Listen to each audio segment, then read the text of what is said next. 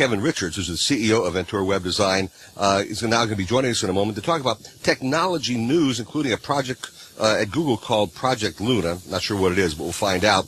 And also talking about promoting Christmas. Some people are already starting to promote Christmas, and what does that mean for e-commerce and small retailers about whether or not they're online. So let's head on over and say good morning to Kevin Richards, CEO of Ventura Web Design. How you doing, Kevin? Hey, good morning, Alan. It's a great day in technology news. Well, it is, but hold on a second now. Wait a minute now. Yesterday, there were two major and notable outages. Apple and NASDAQ both suffered outages yesterday all over the news. What can you tell us about it? It's a true story. The NASDAQ went down for a couple of hours. They stated that it was a, quote, dissemination issue, and they said customers who needed to cancel their orders were allowed to do so. But the question is, what caused it to go down? I mean, that's a pretty important piece of our economy, and it was down for a couple hours. Some people are saying that it was what's referred to as a distributed denial of service attack, and it possibly came from an Iranian hacking collective.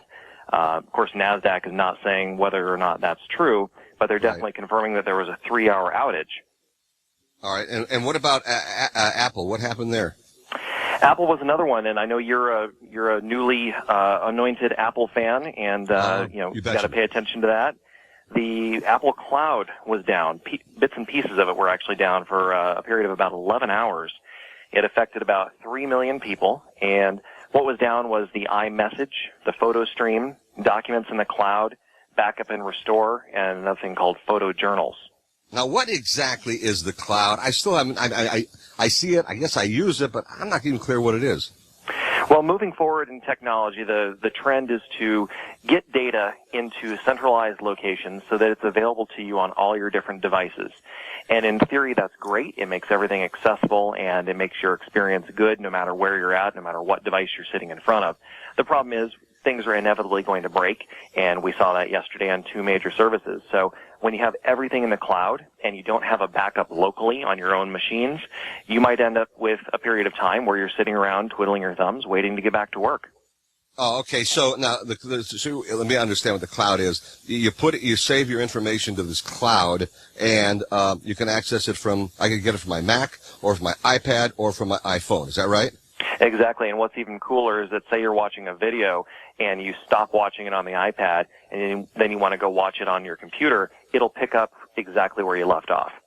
Seriously? Wow. Yeah, I'm going to have to figure out how exactly to use this. I've saved things to the cloud, and then I erased some things too to the cloud because I'm not, I'm still learning some of this stuff. Although I'm sold on my iMac 1,000%. But let me ask something: how can people who trust the cloud with all their information rely on the cloud if it goes down? How often does this happen?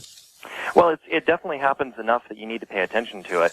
But certainly any technology business is operating in the cloud at this point. The way you protect yourself is you have offline backups. You have your information available to you offline. It may not be the most recent version of what you're working on, but you definitely have to be responsible for your own backups. All right.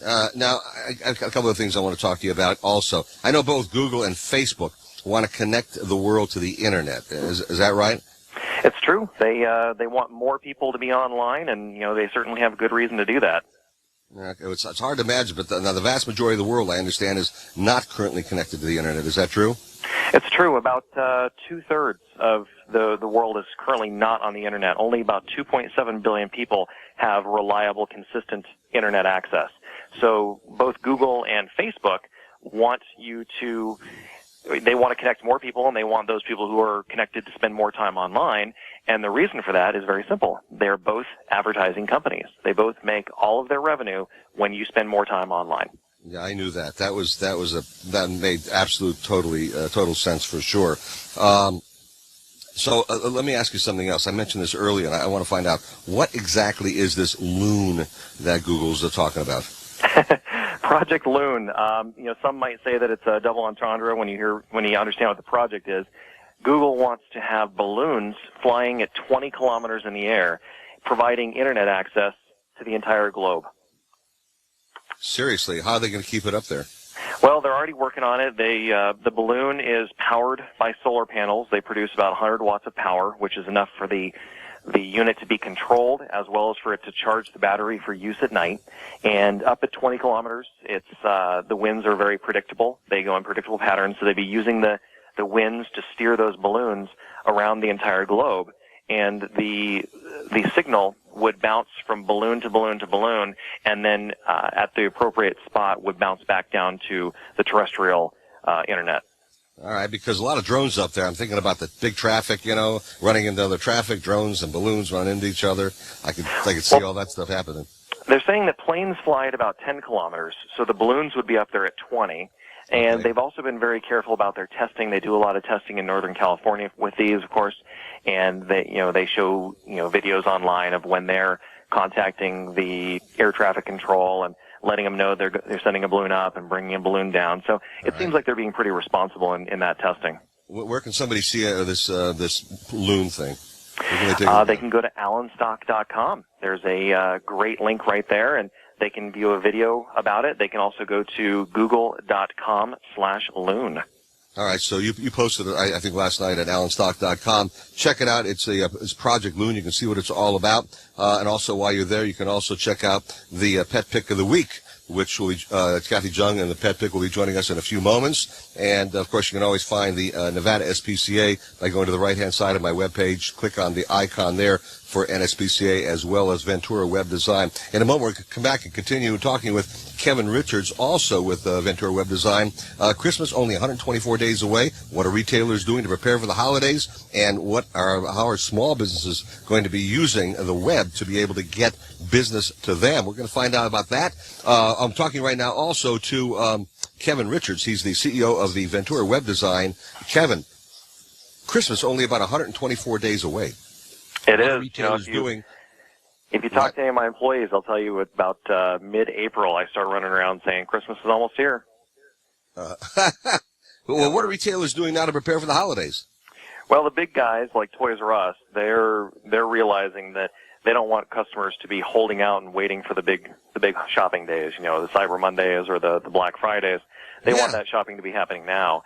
And they also don't want you to be shopping online. They want you to shop in their stores and feel comfortable that you're getting the best price in the store. So they've made it pretty clear that they are willing to price match the big guys, Amazon.com, Walmart, Target, Best Buy, all those online stores.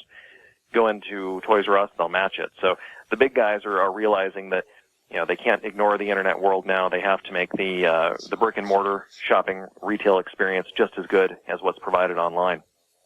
Why don't they want you to go online? Why do they want you to come into the brick and mortar if they're online as well? Because I'm seeing online eventually as being, more of the future. But what's the reason for that? Well, I didn't mean to say they don't want you to go to their website. They just don't want you to go to some of the smaller retailers that are competing with them. They want you to do all the shopping with their brand. So, they're comfortable if you go into their own website, of course.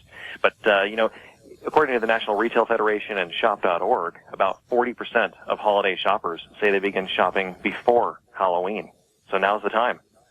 Oh, man, I'm telling you, it gets earlier and earlier. It used to be, right after Thanksgiving and then before and then Halloween. And now it's here in summer that people are shopping for. The obviously online world has changed shopping dramatically, completely, and it's pretty obvious. By the way, I know that Ventura Web Design has been building an e-commerce websites for small businesses for more than 15 years. That's very cool. But what does a small retailer need to do to compete? Well, you have a good opportunity to compete. If you have a niche website, if you're a small retailer, small business sells. That's what we like to say. People like the story of the small retailer. They like to support you. They like to be involved in helping you succeed, shockingly enough. Not everyone is just out for themselves. And if you have a good brand on your website and you explain why you're the right place to buy the product, if you remember the 4 P's of marketing, which is product, price, place, and promotion, if you focus on those things and make sure you're providing that good messaging, you'll be able to compete even against the big guys. The big guys don't always have access to the best products. They certainly don't have access to the newest products. If you think of yourself in a guerrilla marketing situation where you take the fact that you're small, turn that weakness into a strength, and say, you know what, I'm going to have the best new products, I'm going to have the best customer service, then you run into a situation where Amazon.com and Toys R Us are too big to be providing that level of service to your customers, and hopefully those customers will be loyal to you and shop with you.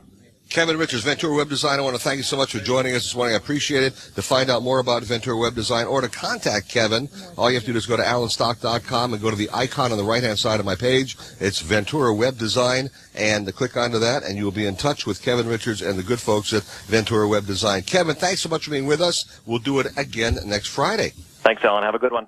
You too. Take good care. Kevin Richards, Ventura Web Design. And to find out more about that Loon idea, you can go to alanstock.com and check out the video that explains what Project Loon is all about. Loon is